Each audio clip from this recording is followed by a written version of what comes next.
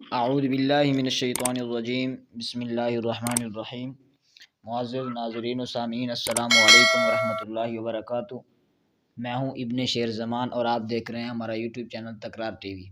آج ہم درس نظامی کی ایک بہت ہی اہم ترین کتاب شرح میں عامل اس کا تکرار کرنے والے ہیں اور اس کا سبق نمبر 2 پڑھتے ہیں، اور جو کہ سبق نمبر 1 ہے وہ صرف خطبہ ہی ہم نے پڑھا تھا۔ آج ہمارے ساتھ ایک دوست موجود ہیں، ان کے ساتھ ہم بات کرتے رہتے ہیں اور سبق کے حوالے سے بھی ہم پڑھتے رہتے ہیں، تو آج ان کے ساتھ سبق پڑھتے ہیں، شرح میں تعامل کا پہلا سبق، اور تکرار ٹی وی کے لحاظ سے ہمارا دوسرا سبق ہوگا۔ تو جی بھائی انتظار بھائی آپ نا شروع کریں عبارت۔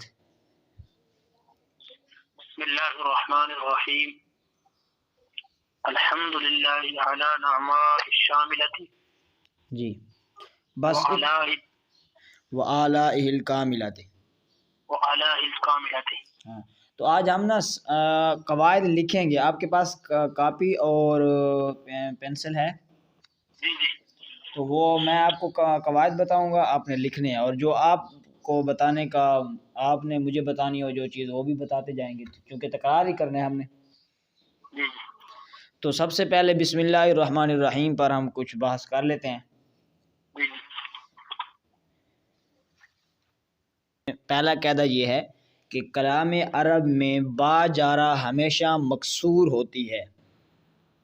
جی جی، کلام عرب میں با جارہ ہمیشہ مکسور ہوتی ہے۔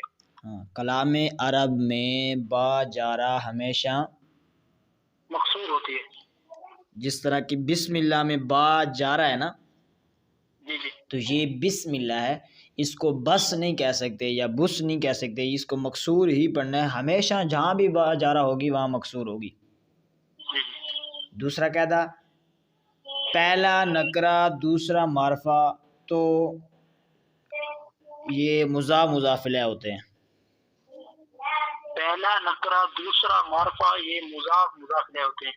جس طرح کہ اسم اللہ میں ہے، با تو جارہ ہو گیا، آگے اسم ہے اور آگے اللہ ہے، تو اسم نکرہ ہے کیونکہ معرفہ کی علامات میں سے کوئی علامت نہیں پائی جا رہی، جی تو لہٰذا یہ جو ہے یہ نکرہ ہے۔ اس ابھی یعنی اللہ سے اضافت سے پہلے یہ نکرہ ہے، یہ علیحدہ بات ہے کہ جب اضافت ہو جائے گی تو معرفہ بن جائے گا۔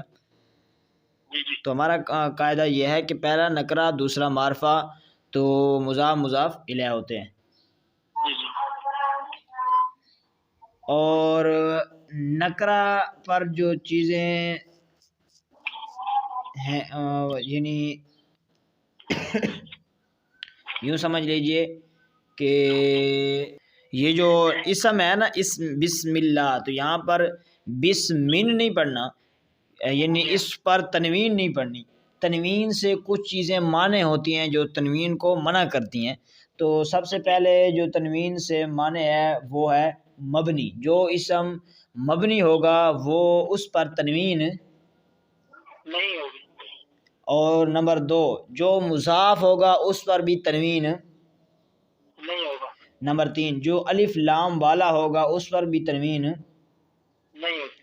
اور اسی طرح جو غیر منصرف ہوگا اس پر بھی تنوین مانے ہوگی، نہیں ہوگی۔ نہیں ہوگی، غیر منصرف جو ہے وہ معنی ہے تنوین سے۔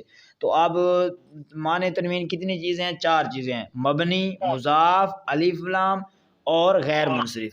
بولو معنی تنوین کتنی چیزیں ہیں؟ معنی تنوین 4 چیزیں ہیں۔ سب سے پہلے مبنی، جی، دوسرے مضاف اگر ہوگے تو وہ بھی معنی تنوین ہوگی، تیسرے نمبر پہ اگر الف لام آ جائے تو وہ بھی معنی تنوین ہوگی، چوتھے نمبر پہ اگر غیر منصرف ہو تو وہ بھی معنی تنوین ہوگی، یعنی اس پر تنوین نہیں ہوگی۔ تو بسم اللہ میں دیکھو اسم اسم میں تو یہ اسم ہے نا، اسمن، تو یہ اسمن کیوں نہیں ہے حالانکہ نکرہ ہے، اس پر تنوین کیوں نہیں آ رہی؟ مضاف ہے۔ جی مضاف ہے، تو مضاف کی وجہ سے مضاف معنی تنوین ہے۔ اور اللہ، تو اللہ کیوں نہیں ہے، اس پر تنوین کیوں نہیں آ رہی؟ الف لام ہے۔ الف لام ہے، ٹھیک ہو گیا، ہمارا قاعدہ جو ہے فٹ آ گیا یہاں پر۔ اب ایک اور قاعدہ ہے، قاعدہ نمبر یوں سمجھ لیجئے 4 یا 5 کہ کلام عرب میں 2 چیزیں تو مکسور ہوتی ہیں، کون کون سی؟ جو جار کا مجرور ہو یا مضاف کا مضاف الیہ ہو تو وہ مکسور ہوتی ہیں۔ کلام عرب میں کتنی چیزیں مکسور ہوتی ہیں؟ دو چیزیں۔ نمبر ایک، با جار ہمیشہ مکسور ہوتی ہے۔ نہ وہ تو با جارہ کا پڑھا تھا نا کہ با جارہ ہمیشہ مکسور ہوتی ہے۔ ایک ہے کہ جو اسم ہے جو اس پر جو اعراب ہے وہ جر آیا ہوا ہے، مجرور ہے، مکسور ہے، تو وہ دو طرح سے ہوگا، دو لحاظ سے ہوگا۔ نمبر ایک، یا تو وہ مجرور جار کا ہوگا اس وجہ سے مکسور ہوگا۔ نمبر دو، یا تو وہ مضاف کا مضاف الیہ ہوگا اس وجہ سے جو ہے وہ کیا ہوگا؟ مکسور ہوگا۔ مکسور کتنی؟ جار کی وجہ سے مکسور ہوگا یا مضاف الیہ کی وجہ سے مکسور ہوگا؟ حرف جار کی وجہ سے، ضروری نہیں کہ با ہی ہو، جو بھی حرف جار آئے گا اس کی وجہ سے وہ آگے مجرور ہوگا، یا مضاف کی وجہ سے جو ہے اگلا مضاف الیہ کیا ہوگا؟ مکسور ہوگا۔ مکسور ہوگا۔ تو مکسور کتنے چیزیں ہیں؟ دو چیزیں۔ کون کون سی؟ یا تو حرف جار کی وجہ سے وہ مکسور ہوگا جی، یا مضاف الیہ کی وجہ سے وہ مکسور ہوگا، یعنی اس پر کسرہ ہوگا۔ ہاں، اگر کوئی ان دو کے علاوہ مکسور آیا ہوا ہے، ان دو کے علاوہ کوئی مکسور آیا ہوا ہے، نہ اس سے پیچھے جار ہے، نہ اس کے سے پیچھے مضاف ہے، نہ وہ مضاف الیہ بن رہا ہے، نہ وہ جار کا مجرور بن رہا ہے، پھر بھی اس کے نیچے کسرہ آیا ہوا ہے، تو پھر ہم کہیں گے کہ یہ تابع کی قسم میں سے ہے، تابع کی 5 اقسام میں سے کوئی قسم ہے یہاں پر۔ جی بولو۔ اگر با جار یعنی کہ حرف جارہ بھی نہیں ہے اور مضاف الیہ بھی نہیں ہے لیکن مکسور ہے، تو پھر ہمیں تابع کی 5 قسموں میں سے کسی قسم کی وجہ سے وہ مکسور ہوگا۔ اس کی مثال ہم فٹ کرتے ہیں نا، ہمارے الحمدللہ یہ عادت ہے، ہم فٹ کرتے ہیں۔ جس طرح میں نے پہلے دن بھی کہا ہے کہ قواعد نحویہ و ترجمہ بطریقہ راشدیہ، تو ہم اسی طرح جو ہے ہم پڑھیں گے، کوشش کریں گے، جو ہمارے استاد صاحب بھی ہیں تو کوشش کریں گے، فٹ کریں گے بات۔ تو ہم یہ جو قاعدہ پڑھ رہے ہیں کون سا؟ دو چیزیں مکسور ہوتی ہیں، اگر اس کے علاوہ کوئی مکسور ہو تو تابع میں سے ہوگا، تو اس کو فٹ کرنے لگے ہیں۔ جس طرح کہ الرحمن ہے، الرحمن یہ اس کے نیچے کسرہ ہے، نہ یہ مضاف کا مضاف الیہ ہے کیونکہ اللہ مضاف نہیں ہے، اور نہ یہ جار کا مجرور ہے، نہ اس کے پیچھے حرف جار ہے، تو یہ کیوں مکسور ہے؟ ہم نے تو ہمارا قاعدہ ہے کہ دو چیزیں مکسور ہوتی ہیں، جار کا مجرور مکسور ہوتا ہے یا مضاف کا مضاف الیہ ہے، تو یہ نہ مجرور ہے جار کا اور نہ ہی یہ مضاف کا مضاف الیہ ہے، تو پھر الرحمن نے کیوں ہے؟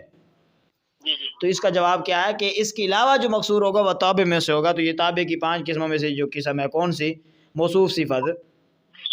تو یہ الرحمن صفت ہے اللہ کی، تو اس وجہ سے اللہ کا جو اعراب ہے وہی الرحمن کا بھی اعراب ہے۔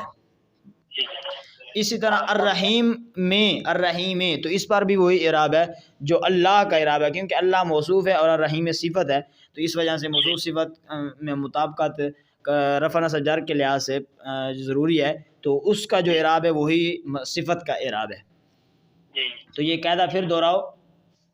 جی، الرحمن کے اوپر تو یہاں کسرہ دینے والا نہ حرف جار میں سے ہے جی، نہ مضاف الیہ ہے، پھر یہ الرحمن ہی کیوں ہے؟ اس کے آخر میں کسرہ کیوں ہے؟ جی، تو یہ تابع کی اقسام میں سے ہے، کیونکہ یہ موصوف صفت بن رہا ہے، اللہ موصوف ہے نا، مطبوع کی وجہ سے الرحمن کا بھی آخر میں کسرہ ہے اور الرحیم کے اندر بھی آخر میں کسرہ ہے، جی، تابع جیسے موصوف صفت کی وجہ سے۔ جی۔ اور نمبر 6، قاعدہ نمبر 6، معرفہ مضاف نہیں ہوتا، کبھی بھی جو معرفہ ہوگا وہ مضاف نہیں ہوگا۔ ہمارے ساتھ صاحب کہتے ہیں قیامت تو آ سکتی ہے لیکن معرفہ مضاف نہیں ہو سکتا، جو بھی معرفہ ہے وہ مضاف بالکل ہی نہیں ہو سکتا۔ تو اللہ یہ معرفہ ہے، یہ کبھی بھی مضاف نہیں ہو سکتا۔ الرحمن یہ معرفہ ہے، مضاف نہیں ہو سکتا۔ دہراؤ یہ والا قاعدہ۔